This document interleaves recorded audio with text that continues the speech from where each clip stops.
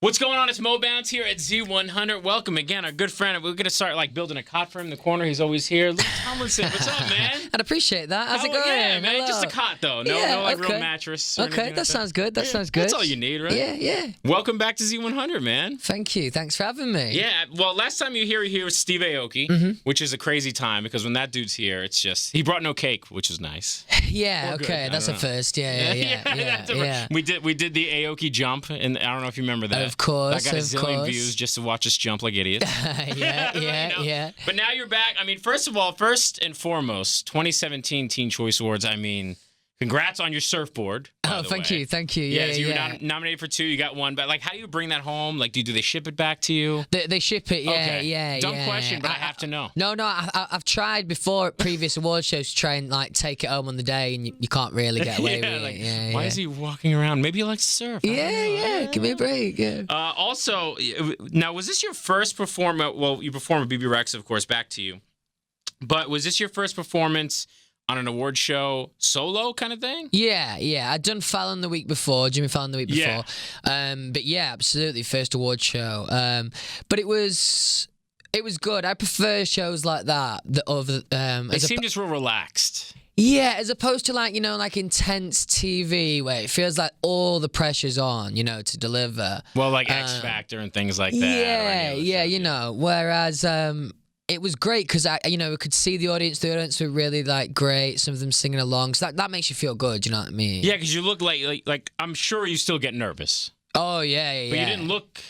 Well, that's good. Yeah, I think I'm pulling it off at the moment because between this performance and Fallon, I was very nervous. But hey, if I'm pulling it off, yeah, and that's what people I think sometimes don't realize is that you were in a band before, but now sometimes I think it may be even harder doing the solo thing.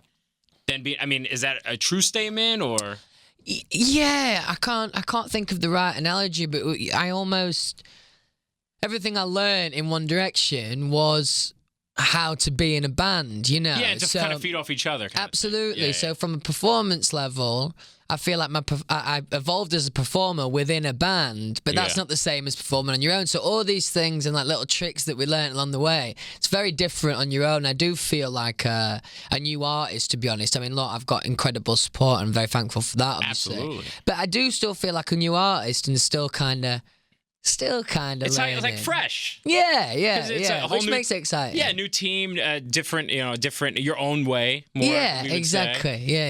And doing things like that. But let's talk about the song Back to You, BB Rexa, and I love saying digital farm animals. It just feels good to say that. Good. But I like that. Let's talk, because I don't think this is one of those things that no one can really see when people are going to collaborate, but I feel like this really nobody saw this coming, which is a good thing. Which is great, which is kind of my hope with the collaborations. I think it was kind of similar thing with Steve. People didn't expect it. You did another one.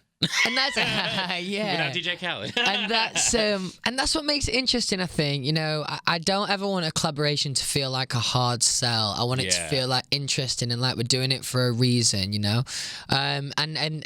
I think once we had the song, Nick and Digital Farm Animals, they're a Psycho act anyway, so I know them through record label, obviously. So we wrote together. And then I think someone at the label sent it BB, and she just sounds great. And the more I thought about that collaboration and again it being kind of outside the box for me individually, it's exciting. It makes it all exciting. Yeah, no, it's one of those songs that when we listen to it, it's got a lot of angst to it too, which is awesome. Yeah. And everybody can relate to the song, but it's like, hey, I love you, but I freaking hate you at the same time. No, let's just hug it out. That's basically the whole song right there. Let's just hug it out. But that's like everybody's been through something like that, or they're going through it right now. Even you could even relate it to a best friend. It doesn't even have to be a relationship. Oh, yeah, definitely. Have you ever been in one of those relationships where it's been kind of like this? I haven't really. Or a friend or anything? I haven't really. I suppose friendships across the years, there might have been a couple, but an actual relationship, I haven't really. I think it's also it's a type of people that get involved in that kind of relationship. You know what I mean? They're quite fiery anyway, maybe. You know after you do a song like this, now you know better not to get into something like that. Or if you see it coming, you're like, I sang about this. I'm not. Exactly. I'm not going to go there. So no, talking back to the Teen Choice Awards, which is really funny, right after the awards, and this is something you've always been, even when you were in the band, and it's just something you always do. I don't want to call it oversharing, because that's a wrong thing. But it was really funny when after the performance, you're like, all right, guys, that was amazing. I have 1% on my phone. I have to go charge it. Love you. That was good. I was like, who does that? But like, Louis does that. Yeah, man. Yeah, well, I remember getting my phone out and I felt bad because the way that the show was structured, I didn't get a chance to thank everyone for the surfboard and for the award, you know what I mean? So I felt obliged. I remember pulling my phone out and car home. I was like, I've only got 1% battery, so I thought I might as well just let everyone know and say I'll do it later. And that's what I did, yeah. Well, I think I'm thinking, I'm like, doesn't Louis have like a person backstage to charge his phone? I guess not. It just stays in his pocket the whole entire time. Keep it real. Were you ever performing on stage, whether it's with the band or solo, where you, because obviously we all know now you have your phone in your pocket and you don't charge it correctly. So did you ever have your phone in your pocket, like during like big arena shows or any kind of show, and you like feel it buzzing and you're like, why is this person, don't they know I'm on stage right now? Yeah, like, especially maybe like last year that we toured with One Direction. I actually took my phone on stage most shows because often I'd find the right time to take some nice photos as well. Okay. Probably a little distracting from the show, but I got my photos. It was nice. But yeah, there would be some times where people would be texting me or ringing me, you know what I mean? I might be in the middle of a solo and be like, okay, this is not really the time. There's buzzing going on in your pocket. Yeah, just like, exactly. Can't pull the phone out right now. No, I don't think it's appropriate, yeah. All right, so when, I don't know if we have, obviously there's no dates or anything yet, but like you're obviously recording a ton. Yeah. And there's going to be stuff coming soon, even more. Yeah, I think the best way to manage everyone's expectations and my fans and stuff is, I think if I'm being realistic and I want to keep, I don't want to have any rush on the album at all.